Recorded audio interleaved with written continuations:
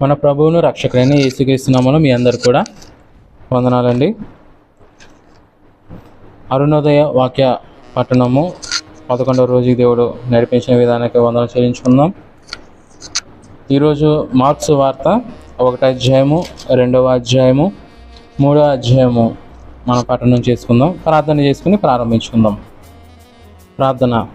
సర్వశక్తిమంతుడు, సర్వాధికారి, నిత్య నివాసమైన మా ప్రియ పరలోకపు తండ్రి, మీ నామానికి వందనాలు, స్తుతులు, స్తోత్రాలు ప్రభా. గడిచిన రాత్రంతా మాకు సుఖనిద్ర దయచేసి ఒక అరుణోదయమున ప్రభా లేచి నీ యొక్క వాక్యాన్ని చదవడానికి ఇచ్చిన కృపకే స్తోత్రము తండ్రి. ఈ సమయంలో మార్క్స్ వార్త 1వ అధ్యాయం, 2వ అధ్యాయం, 3వ అధ్యాయం చదువుతుండగా మీ తోడు మీ సహాయం దయచేయమని అడుగుతూ సమస్తాన్ని మీ చేతులుగా అప్పగించుంటూ మా ప్రియుడు రక్షకుడైన యేసుక్రీస్తు నామంలో ఈ ప్రార్థన సమర్పిస్తున్నాం తండ్రి. ఆమేన్. మార్క్స్ వార్త 1వ అధ్యాయము. దేవుని కుమారుడైన యేసుక్రీస్తు సువార్త ప్రారంభము. ఇదిగో నా దూతను మీకు ముందుగా పంపుచున్నాను, అతడు నీ మార్గమును సిద్ధపరచును.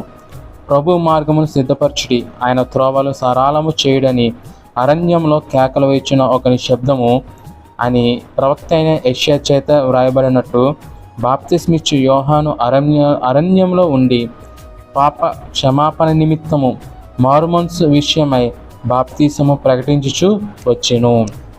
అంతటా యూదయ దేశస్థులందరూ యెరూషలేము వారందరూ బయలుదేరి అతని యొద్దకు వచ్చి తమ పాపములను ఒప్పుకొనుచు యోర్దాను నదిలో అతని చేత బాప్తిసము పొందుచుండిరి.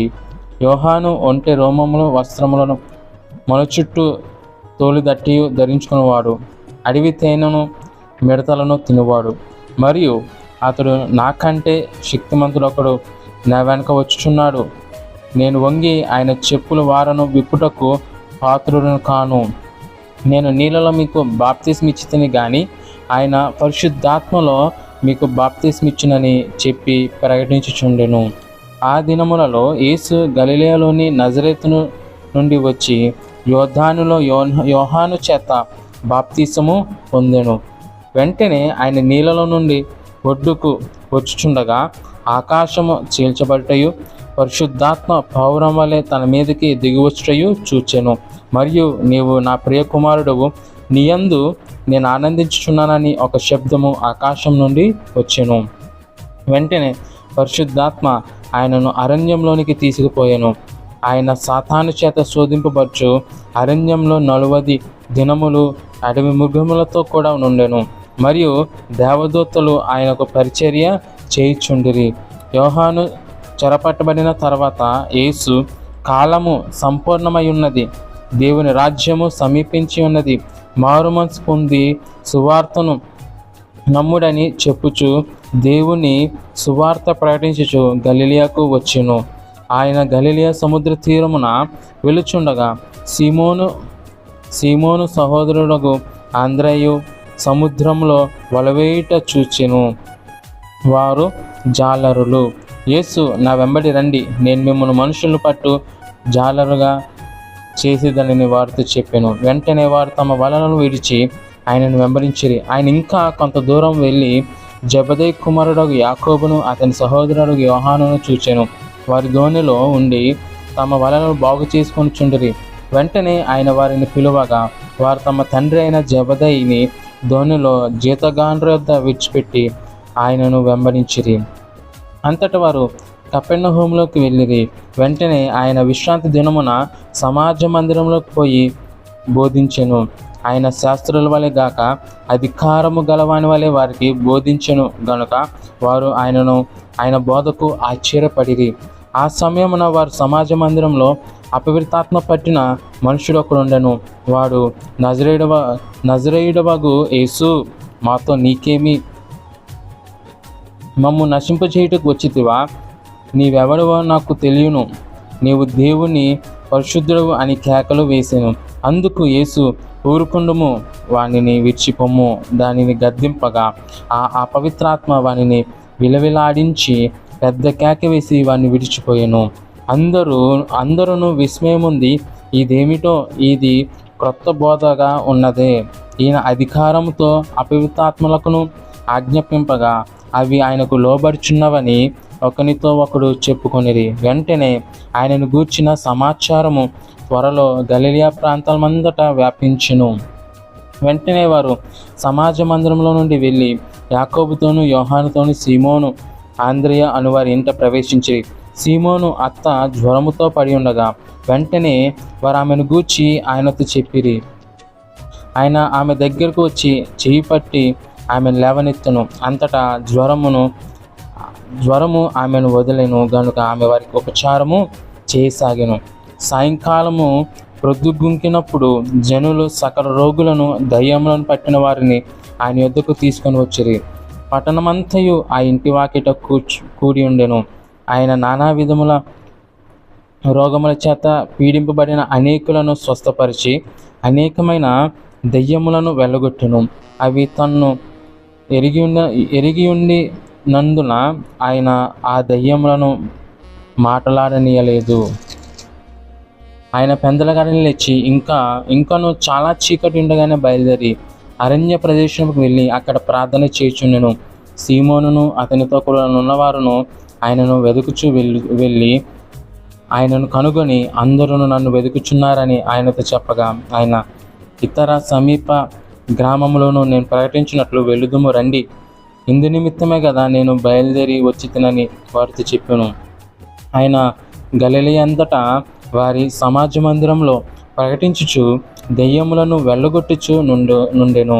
ఒక కుష్ఠరోగి ఆయన యొద్దకు వచ్చి ఆయన ఎదుట మోకాలుని, నీకు ఇష్టమైతే నన్ను శుద్ధినిగా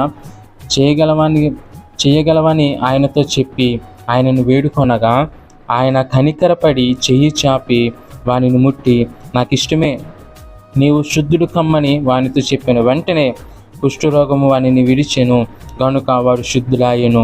అప్పుడు ఆయన ఎవరితోనూ ఏమీ చెప్పకోసమే, కానీ నీవు వెళ్ళి వారికి సాక్షార్థమై నీ దేహమును యాజకునికి కనపరుచుకొని నీవు శుద్ధుడైనందుకు మోషే నియమించిన కానుకలను సమర్పించమని వానికి ఖండితముగా ఆజ్ఞాపించి వెంటనే వానిని పంపివేశను. అయితే వాడు వెళ్ళి దానిని గూర్చి విస్తారముగా ప్రకటించుటకును ఆ సంగతి ప్రచురము చేయుటకును ఆరంభించను గనుక ఆయన ఇక పట్టణములో బహిరంగముగా ప్రవేశింపలేక వెలుపల అరణ్య ప్రదేశములలో నుండెను. నలుదిక్కుల నుండి జనులు ఆయన యొద్దకు వచ్చిచుండెరి. 2వ అధ్యాయము. కొన్ని దినములైన పిమ్మట ఆయన మరలా కపెర్నహూములోకి వచ్చెను. ఆయన ఇంట ఉన్నాడని వినవచ్చినప్పుడు అనేకులు కూడి వచ్చిరి గనుక వాకిటైనను వారికి స్థలము లేకపోయెను. ఆయన వారికి వాక్యము బోధించుచుండగా కొందరు పక్షవాయువు గలవ ఒక మనుషుణ్ణి 4 చేత మోయించుకొని ఆయన యొద్దకు తీసుకుని వచ్చిరి. చాలామంది కూడి ఉన్నందున వారు ఆయన యొద్దకు చేరలేక ఆయన ఉన్న చోటికి పైగా ఇంటి కప్పు విప్పి సందు చేసి పక్షవాయువు గలవానిని పరుపుతోనే దింపిరి. యేసు వారి విశ్వాసమును చూచి, కుమారుడా, నీ పాపములు క్షమింపబడి ఉన్నవని పక్షవాయువు గలవానితో చెప్పెను. శాస్త్రులో కొందరు అక్కడ కూర్చుని ఉండిరి. వారు ఇతడు ఇట్లెందుకు చెప్పుచున్నారు, దేవదూషణ చేయుచున్నాడు కదా, దేవుడు ఒక్కడే తప్ప పాపమును క్షమింపగలవాడెవడును తమ హృదయములలో ఆలోచించుకొనిరి. వారు తమలో తాము ఇలాగూ ఆలోచించుకొనుట యేసు వెంటనే తన ఆత్మలో తెలుసుకొని, మీరిలాంటి సంగతులను మీ హృదయంలో ఎందుకు ఆలోచించుకొంచున్నారు? ఈ పక్షవాయువు గలవానితో నీ పాపములు క్షమింపబడి ఉన్నవని చెప్పుట సులభమా? నీవు లేచి నీ పరుపెత్తుకొని నడుమని చెప్పుట సులభమా? అయితే పాపములు క్షమించుటకు భూమి మీద మనుష్య కుమారికి అధికారము కలదని మీరు తెలుసుకొనవలెనని వారితో చెప్పి, పక్షవాయువు గలవాని చూచి, నీవు లేచి నీ పరుపెత్తుకొని ఇంటికి పొమ్మని నీతో చెప్పుచున్నానెను. తక్షణమే వాడు లేచి పరుపెత్తుకొని వారందరి ఎదుట నడిచిపోయాను గనుక వారందరూ విభ్రాంతి నొంది మనం ఇలాంటి కార్యములు ఎన్నడూ చూడలేదని చెప్పుకొనుచు దేవుణ్ణి మహిమపరిచిరి. ఆయన సముద్ర తీరమున మరలా నడిచిపోచుండెను. జనులందరూ ఆయన యొద్దకు రాగా ఆయన వారికి బోధించెను. ఆయన మార్గమును వెళ్ళుచు సుంకపు మెట్టనొద్ద కూర్చున్న అల్ఫై కుమారుడగు లేవీని చూచి, నన్ను వెంబడించమని అతనితో చెప్పగా అతడు లేచి ఆయనను వెంబడించెను. అతని ఇంట ఆయన భోజనమున కూర్చుని ఉండగా సుంకరులను పాపులను అనేకులు యేసుతోనూ ఆయన శిష్యులతోనూ కూర్చుండి ఉండిరి. ఇంటి వారు అనేకులు ఉండిరి. వారు ఆయనను వెంబడించి వారైరి. పరిసయ్యులలో ఉన్న శాస్త్రులు ఆయన సుంకరులతోనూ పాపులతోనూ భుజించుట చూచి ఆయన సుంకరులతోనూ పాపులతోనూ కలిసి భోజనము చేయుచున్నాడని ఆయన శిష్యులను అడగగా, యేసు ఆ మాట విని, రోగులకే గాని ఆరోగ్యం గల వారికి వైద్యుడు అక్కర్లేదు. నేను పాపులనే పిలువ వచ్చి తిని గాని నీతిమంతులను పిలువ రాలేదని వారితో చెప్పెను. యోహాను శిష్యులను పరిసయ్యులను ఉపవాసం చేయుట కద్దు. వారు వచ్చి యోహాను శిష్యులను ఉపవాసము చేయుదురు గాని నీ శిష్యులు ఉపవాసము చేయరు. దీనికి హేతువేమని ఆయనను అడగగా, యేసు, పెండ్లి కుమారుడు తమతో కూడా ఉన్న కాలమున పెండ్లి ఇంటివారు ఉపవాసం చేయదగున? పెండ్లి కుమారుడు తమతో కూడా ఉన్నంతకాలం ఉపవాసం చేయదగదు కానీ పెండ్లి కుమారుడు వారి యొద్ద నుండి కొనుపోబడి దినములు వచ్చును. ఆ దినములోనే వారు ఉపవాసము చేతురు. ఎవడను పాత బట్టకు క్రొత్త గుడ్డ మాసిక వేయడు. వేసినడల ఆ క్రొత్త మాసిక పాత బట్టను వెలితిపరచును, చినుగు మరి ఎక్కువగును. ఎవడునో పాత తిత్తులలో క్రొత్త ద్రాక్షలను పోయడు. పూసినడల ద్రాక్షరసము ఆ తిత్తులను పిగుల్చును, రసమును తిత్తులను చెడును. అయితే క్రొత్త ద్రాక్షరసము క్రొత్త తిత్తులలో పోయవలనని చెప్పాను. మరియు ఆయన విశ్రాంతి దినమున పంట చేలలో బడి వెలుచుండగా ఆయన శిష్యులు మార్గమున సాగిపోవచ్చు వెన్నులు త్రుంచుచు నుండిరి. అందుకు పరిసయ్యులు, చూడుము, విశ్రాంతి దినమున చేయకూడనిది వారెలా చేయుచున్నారని ఆయన అడిగిరి. అందుకు ఆయన వారితో ఇట్లనెను, తానును తనతో కూడా ఉన్నవారును ఆకలి గొనినందున దావీదునకు అవసరం వచ్చినప్పుడు అతడు చేసినది మీరెన్నడూనూ చదవలేదా? అబ్యాతారు ప్రధాన యాజకుడై ఉండగా దేవమందిరంలోనికి వెళ్ళి యాజకులే గాని ఇతరులు తినకూడని సముఖపు రొట్టెలను తాను తిని తనతో కూడా ఉన్నవారికి ఇచ్చెను కదా అని చెప్పాను. మరియు విశ్రాంతి దినమున మనుషుల కొరకు నియమింపబడిన కానీ మనుషులు విశ్రాంతి దినము కొరకు నియమింపబడలేదు. అందువలన మనిషి కుమారుడు విశ్రాంతి దినమునకును ప్రభువై ఉన్నాడని వారితో చెప్పాను. 3వ అధ్యాయము. సమాజ మందిరంలో ఆయన మరలా ప్రవేశింపగా ఆయన ఓచ చేయగలవాడు ఒకడుండెను. అచ్చట వారు ఆయన మీద నేరము మోపవలనని ఉండి విశ్రాంతి దినమున వానిని స్వస్థపరచునేమో అని ఆయనను కనిపెట్టుచుండిరి. ఆయన, నీవు లేచి మధ్యను నిలువమని ఓచ చేయగలవానితో చెప్పి వారిని చూచి, విశ్రాంతి దినమున మేలు చేయుట ధర్మమా, కీడు చేయుట ధర్మమా, ప్రాణరక్షణ ధర్మమా, ప్రాణహత్య ధర్మమా అని అడిగాను. అందుకు వారు ఊరుకుండిరి. ఆయన వారి హృదయ కాఠిన్యమునకు దుఃఖపడి కోపముతో వారిని కలయచూచి, నీ చేయి చాపుమని ఆ మనుషునితో చెప్పాను. వాడు తన చేయి చాపగా అది బాగుపడెను. పరిసయ్యులు వెలుపలికి పోయి వెంటనే హేరోదియలతోనూ కలుసుకొని ఆయన నెలాగూ సంహరింతుమా అని ఆయనకు విరోధముగా ఆలోచన చేసిరి. యేసు తన శిష్యులతో కూడా సముద్రం నద్దకు వెళ్ళగా గలిలయ నుండి వచ్చిన గొప్ప జనసమూహమును ఆయనను వెంబడించును. మరియు ఆయన ఇన్ని గొప్ప కార్యములు చేయుచున్నాడని విని జనులు యోదయ నుండి, యెరూషలేము నుండి, ఇదుమాయ నుండి, యోర్దాను అవతల నుండి, తూరు సీదోను అనేది పట్టణ ప్రాంతముల నుండి ఆయన యొద్దకు గుంపులుగా వచ్చిరి. జనులు గుంపు కూడగా చూచి వారు తనకు ఇరుకు కలిగింపకుండానట్లు చిన్న దోణె ఒకటి తనకు సిద్ధపరచుంచవలనని ఆయన తన శిష్యులతో చెప్పాను. ఆయన అనేకులను స్వస్థపరచును గనుక రోగ పీడితులైన వారందరూ ఆయనను ముట్టుకొనవలనని ఆయన మీద పడుచుండిరి. అపవిత్రాత్మలు పట్టినవారు ఆయనను చూడగానే ఆయన ఎదుట సాగిలపడి, నీవు దేవుని కుమారుడని చెప్పుచు కేకలు వేసిరి. తన్ను ప్రసిద్ధి చేయవద్దని ఆయన వారికి ఖండితముగా ఆజ్ఞాపించెను. ఆయన కొండకి తనకిష్టమైన వారిని పిలువగా వారు ఆయన యొద్దకు వచ్చిరి. వారు తనతో కూడా ఉండునట్లు దెయ్యములను వెళ్ళగొట్టు అధికారము గలవారై సువార్త ప్రకటించుటకును వారిని పంపవలనని ఆయన 12 మందిని నియమించెను. వారెవరనగా ఆయన పేతురును పేరు పెట్టిన సీమోను, జెబెదయి కుమారుడగు యాకోబు, అతని సహోదరుడు యోహాను. వీరిద్దరికి ఆయన బోయనెర్గేసును పేరు పెట్టును. బోయనెర్గేసు అనగా ఉరిమేడు వారని అర్థము. అంద్రియ, ఫిలిప్పు, బర్తలోమై, మత్తయి, తోమా, అల్ఫై కుమారుడగు యాకోబు, తద్దై, కాననీయుడైన సీమోను, ఆయనను అప్పగించిన ఇస్కరియోతు యూదా అనువారు. ఆయన ఇంటిలోనికి వచ్చినప్పుడు జనులు మరలా గుంపుగూడి వచ్చిరి కనుక భోజనము చేయుటకైనను వారికి వీలు లేకపోయెను.